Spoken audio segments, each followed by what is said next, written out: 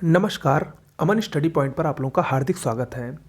जीव विज्ञान के अंतर्गत आज हम लोग एक बहुत ही महत्वपूर्ण चैप्टर को देखने वाले हैं, मानव रोग, ह्यूमन डिजीज़। इससे प्रश्न अक्सर पूछे जाते हैं, चाहे वो यूपी ट्रिपल एससी का एग्ज़ाम हो, यूपी पीएससी का एग्ज़ाम हो या फिर यूपी टीईटी या सुपर टीईटी का एग्ज़ाम हो, तो सभी के लिए मोस्ट इंपॉर्टेंट है। आइए शुरुआत करते हैं। शुरुआत करने से पहले देखिए, हमारे चैनल पर लगातार जीएस की, हिंदी की, करंट अफेयर्स की notes UP PCS, RO ARO lower के लिए उपलब्ध हैं।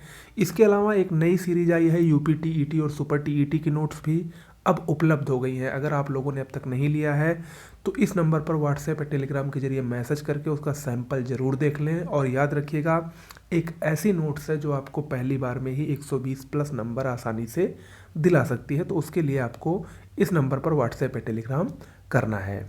ओके, चलिए शुरुआत करते हैं मानव रोग की। देखिए, मानव शरीर में विभिन्न प्रकार के रोग पाए जाते हैं। इसमें कुछ रोग या कुछ डिजीज़ बैक्टीरिया के कारण अर्थात जीवाणु के कारण, कुछ वायरस जनित होते हैं, कुछ फंगस के कारण होते हैं, कुछ प्रोटोजोआ के कारण होते हैं। तो यानी विभिन्न प्रकार के रोग होते हैं। इसके अलावा कुछ रोग संक्रामक होते हैं, यानी जो एक दूसरे से, एक व्यक्ति के द्वारा दूसरे व्यक्ति के संपर्क में आने से फैलते हैं। और कुछ रोग असंक्रामक होते हैं। कुछ आनुवांशिक रोग भी होते हैं, जेनेटिक डिसीज़ होते हैं। तो उन सब को हम लोग आज इस एक ही वीडियो में देखने वाले हैं। ओके, चलिए शुरुआत करते हैं।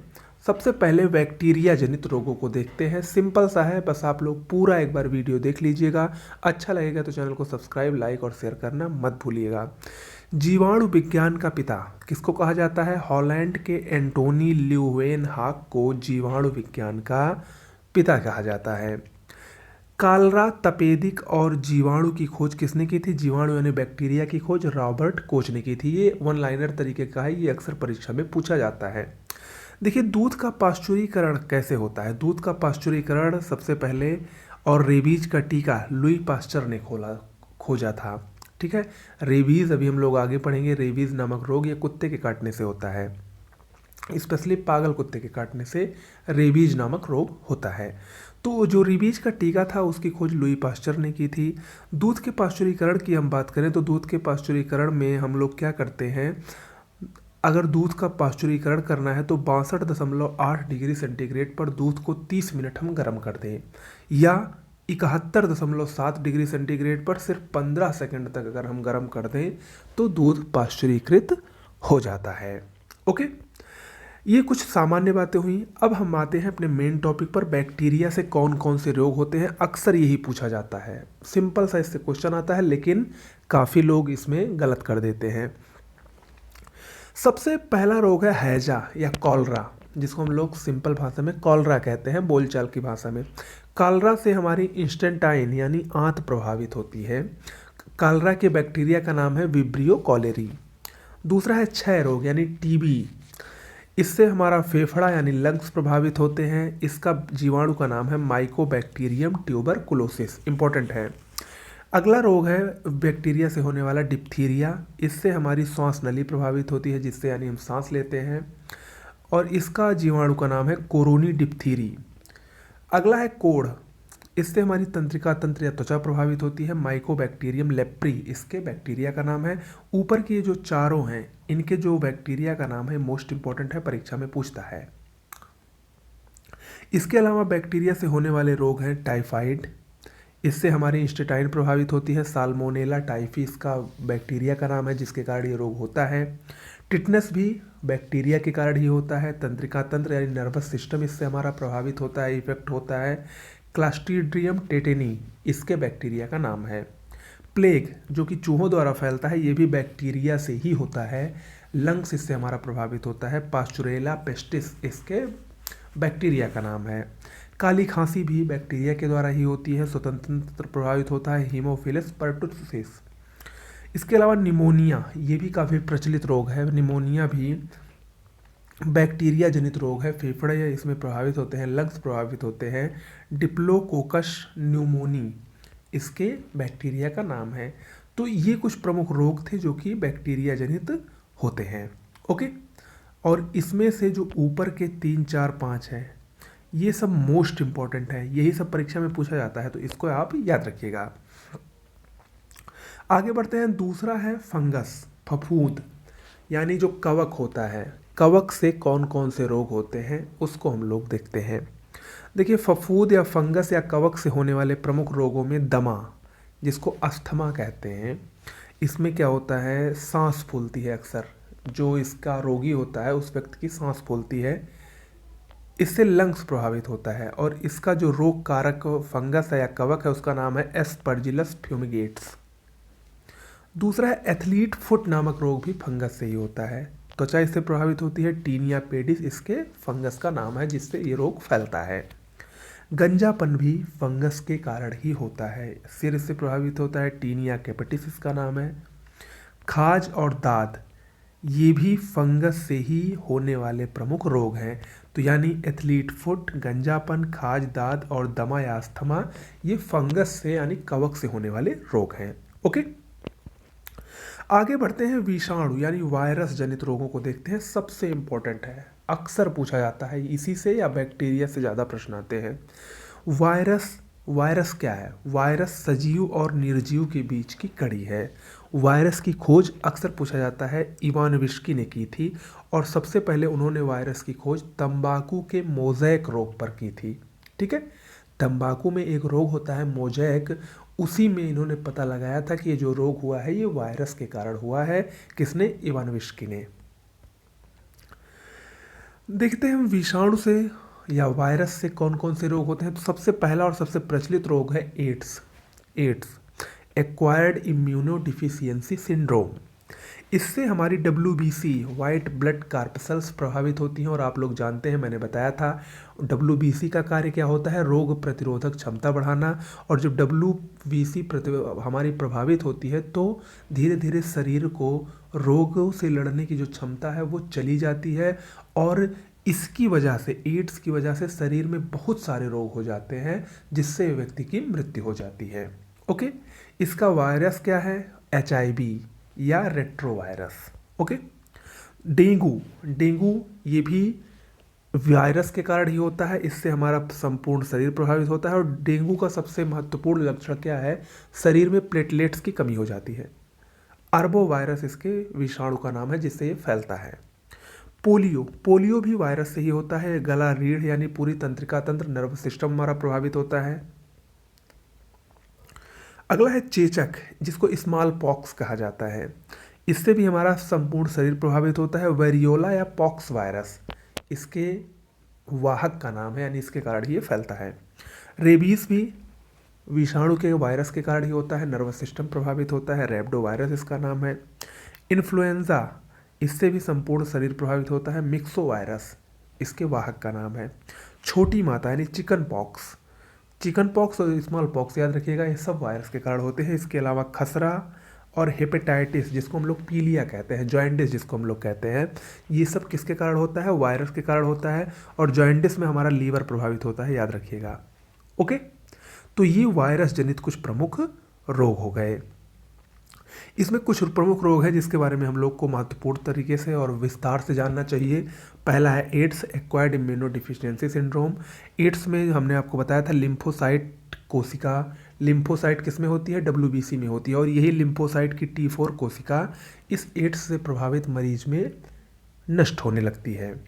इसका वायरस HIV है, यानी ह्यूमन इम्यूनो डिफिशियंसी वायरस या रेट्रोवायरस। इसके अलावा इसके उपचार के लिए, एड्स के उपचार के लिए एक थेरेपी दी जाती है जिसका नाम है ART, जिसको एंटी रेट्रोवायरल थेरेपी के नाम से जाना जाता है। एड्स के लिए कुछ औषधियाँ भी सुझाव दी गई हैं, और ये क्या क्या है? एजिडोथाइमीन, HIV थर्ड या अल्फा इंटरफेरान, ये एड्स की प्रमुख दवाइयाँ हैं।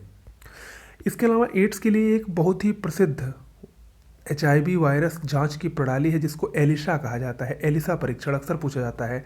एलिसा परीक्षण किससे संबंधित है? तो ये HIV वायरस की जांच से संबंधित है। इसका फुल फॉर्म क्या है? एंजाइम लिंक्ड इम्यून सॉल्वेंट एस्से। तो ये आपको याद रखना है। पोलियो वैक्सीन, देखिए पोलियो का टीका जोन्स साल्क और एल्बर्ट साबिन ने तैयार किया है, बहुत बार ये परीक्षा में आया है, इंपॉर्टेंट है। डेंगू का कारक क्या है? डेंगू मादा एडीज एडजिप्टी मच्छर, जिसको टाइगर मच्छर भी कहा जाता है, ये डेंगू का वाहक होते हैं। और ये जो मच्छर हैं ये चिकनगुनिया रोग भी इन्हीं मच्छरों के द्वारा होता है। और याद रखिएगा, मादा के कारण ही होता है, नर मच्छर के कारण नहीं होता है। इसके अलावा एक बहुत ही प्रसिद्ध रोग है जापानी इन्फेस्लाइटिस, खासकर आप लोग सुनते होंगे गोरखपुर वगैरह में, ये बरसात के मौसम में काफ़ी फैलता है। तो इसका कारण क्या है? क्यूलेक्स प्रजाति के मच्छर के काटने से या सुअरों के माध्यम से ये रोग होता है। स्वाइन फ्लू H1N1 वायरस के कारण होता है, सर्वप्रथम इसको मैक्सिको में देखा गया था। ओसेल्टा मिविर नामक औषध से इसका इलाज किया जाता है। बर्ड फ्लू का वायरस है H5N1, ये भी वायरस के कारण ही होता है। तो ये कुछ प्रमुख वायरस जनित रोग हो गए। ओके, अगला है प्रोटोजोआ से होने वाले प्रमुख रोग, ये भी मोस्ट इंपॉर्टेंट है। प्रोटोजोआ की हिंदी में परजीवी कहते हैं। इससे सबसे प्रमुख रोग है मलेरिया। मलेरिया से हमारी आरबीसी प्रभावित होती है। इसके वाहक का नाम है प्लाज्मोडियम, मोस्ट इंपॉर्टेंट है, और इसका वाहक है मादा एनाफिलीज मच्छर।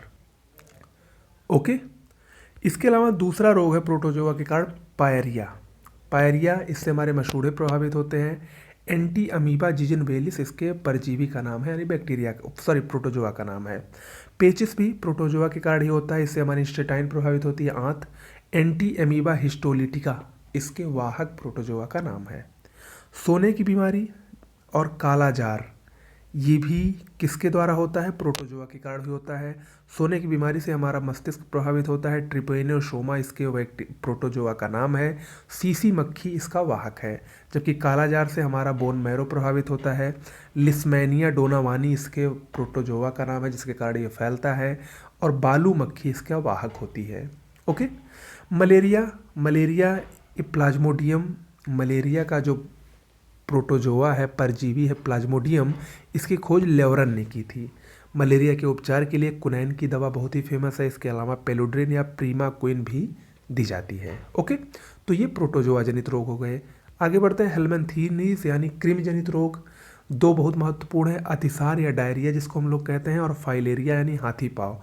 ये किसके द्वारा होता है? ये हेलमेंथीस यानी कृमि जनित रोग है, जिसमें जो अतिसार यानी डायरिया है ये घरेलू मक्खी द्वारा होता है, जबकि फाइलेरिया या हाथी पाँव क्यूलेक्स मच्छर द्वारा होता है। ओके, इसके बाद हम लोग पढ़ते हैं जेनेटिक डिजीज़ पर, आनुवांशिक रोग पर। आनुवांशिक रोगों में सबसे पहला है वर्णांधता, जिसको कलर ब्लाइंडनेस कहते हैं। ये एक लिंग संलग्न रोग है। इसमें जो इसका रोगी होता है व्यक्ति, वो लाल और हरे में अंतर नहीं कर पाता है। ये सामान्यतः पुरुषों में ही पाया जाता है, लेकिन इसकी वाहक यानी इसकी वाहक स्त्रियां होती हैं। दूसरा है हीमोफीलिया, ये भी इम्पोर्टेंट है। हीमोफीलिया में क्या होता है? रक्त का बहना बंद नहीं होता है। ये भी पुरुषों में पाया जाता है, जबकि इसकी वाहक स्त्रियां होती हैं। टर्नर सिंड्रोम, ये स्त्रियों में होता है। इस रोग से ग्रसित स्त्रियों में क्या होता है कि उनमें गुणसूत्रों की संख्या 45 ही हो रहती है, ठीक है, और इसमें स्त्रियां बाँझ होती हैं। इस बीमारी से ग्रसित स्त्रियां बाँझ होती हैं। डाउन सिंड्रोम ये पुरुषों में पाया जाता है। इसमें गुणसूत्रों की मात्रा एक ज़्यादा हो जाती है, 47 हो जाती है। इससे जो ग्रसित व्यक्ति होते हैं, पुरुष होते हैं, वो मंगोलिज्म का शिकार होते हैं, यानी मंदबुद्धि, आंखें टेढ़ी होती हैं। अगला है क्लीनीफेल्टर सिंड्रोम, ये भी पुरुषों में पाया जाता है। इसमें भी गुणसूत्रों की संख्या एक बढ़ जाती है, 47 होती है, और इससे प्रभावित पुरुष नपुंसक होते हैं। पटाऊ सिंड्रोम, ये ओठ का बीच में फट जाना, ये पटाऊ सिंड्रोम का लक्षण है। ओके, आगे बढ़ते हैं, कुछ असंक्रामक रोगों को देखते हैं। असंक्रामक रोगों में सबसे पहला है डायबिटीज, जिसको शुगर के नाम से हम लोग जानते हैं, मधुमेह के नाम से जानते हैं। डायबिटीज दो प्रकार का होता है। डायबिटीज इंसिपिडस, ये वेसोप्रोसिन हार्मोन के स्राव में कमी के कारण होता है, जबकि डायबिटीज मेलाइटस ये इंसुलिन की कमी से होता है। अगला है गठिया या गाउट रोग, ये यूरिक एसिड की अधिकता के कारण होता है। इसके लिए सिनकोफेन नामक एक औषधि बहुत ही फेमस है। सीजोफ्रेनिया, ये युवा वर्ग में होने वाला एक मानसिक रोग है, मोस्ट इंपॉर्टेंट है। डिप्लोपिया, ये आंख की मांसपेशियों के पक्षाघात के कारण यानी पैरालिसिस के कारण होता है। ये अल्जाइमर रोग, ये भी एक मानसिक रोग है, मस्तिष्क में होता है। कैंसर को हम लोग देखते हैं। कैंसर क्या है? ये अनियमित कोशिकाओं का गुच्छा है। कैंसर 4 प्रकार के होते हैं, कार्सिनोमा, सार्कोमा, लिम्फोमा और ल्यूकेमिया। ल्यूकेमिया के बारे में मैंने बताया था कि WBC की संख्या बढ़ने पर ल्यूकेमिया होता है। ल्यूकेमिया को ब्लड कैंसर भी कहते हैं, लेकिन भारत में सबसे ज़्यादा कैंसर से पीड़ित कार्सिनोमा से होते हैं। कार्सिनोमा कैंसर का अटैक सबसे ज़्यादा त्वचा, स्तन, मस्तिष्क और गर्भाशय में होता है। सार्कोमा ये उपास्थि और अस्थि में होता है। लिम्फोमा बोन मैरो में, प्लीहा में और लीवर में होता है। जबकि ल्यूकेमिया WBC की संख्या बढ़ने से होता है, जिसको ब्लड कैंसर कहते हैं। कैंसर के उपचार में कीमोथेरेपी और रेडियोथेरेपी बहुत ही सहायक होती है। अगला रोग है ब्लू बेबी सिंड्रोम। ये वाटर में नाइट्रेट की अधिकता के कारण होता है। जल में नाइट्रेट की अधिकता के कारण ब्लू बेबी सिंड्रोम होता है। इसके अलावा कुछ प्रमुख देखते हैं, ये भी बहुत इंपॉर्टेंट है। आर्सेनिक 74, इसका उपयोग ट्यूमर की पहचान में किया जाता है। कोबाल्ट 60, कैंसर के ये सब रेडियोधर्मी हैं, कैंसर के उपचार में किया जाता है। आयोडीन 131, थायराइड ग्रंथि की सक्रियता में। फास्फोरस 32, ये ल्यूकेमिया यानी ब्लड कैंसर के उपचार में बहुत ही प्रसिद्ध है, बहुत ही सहायक है। गोल्ड 198, कैंसर के उपचार में। सोडियम 24, रक्त संचार के अध्ययन में। थैलियम 201, ट्यूमर का पता लगाने में। और कार्बन 14, ये डायबिटीज़ या एनीमिया या कार्बनिक पदार्थों की आयु जांच करने में मुख्य रूप से प्रयुक्त होता है। ओके, तो आज के लिए इतना ही। कैसा लगा वीडियो ज़रूर बताइएगा। इसके अलावा नोट्स एक बार आप ज़रूर लेकर लाभ उठाएं। देखिए, जो मैंने पढ़ाया है वो मेरे नोट्स का ही हिस्सा है। अगर देखिए आप लोग यूपी टेट या सुपर टेट की तैयारी कर रहे हैं, या यूपी SSSC के किसी भी एग्ज़ाम की तैयारी कर रहे हैं, तो यूपी PCS की तैयारी कर रहे हैं, RO ARO lower PCS mains की तैयारी कर रहे हैं, या प्री की तैयारी कर रहे हैं, तो बहुत ही अच्छी नोट्स उपलब्ध है, उसको लेकर आप लाभ उठा सकते हैं। इसके अलावा जल्द ही हमारे चैनल पर face to face classes start होने वाली हैं। आज के लिए इतना ही। नमस्कार।